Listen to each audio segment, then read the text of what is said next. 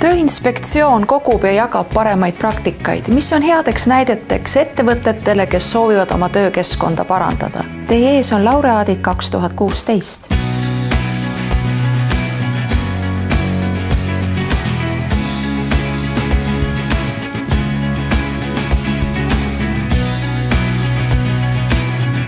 Kuna tõstukid võivad jääda jalakäijatele ja teistele tõstukijuhtidele märkamatuks, vaatamata neile paigaldatud ohutusseadmetele, oli oluline muuta tõstukite liikumine paremini nähtavaks.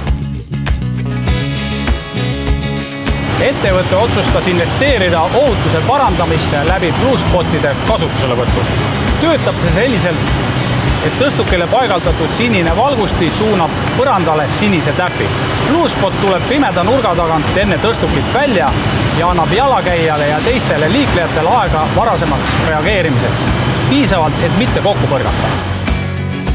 BlueSpoti kasutuselevõtu tulemusena on tõstukid muutunud oluliselt nähtavamaks ja kokkupõrke tõenäosus tõstuki ja jalakäija või ka tõstuki ja teiste tõstukite vahel on oluliselt vähenenud.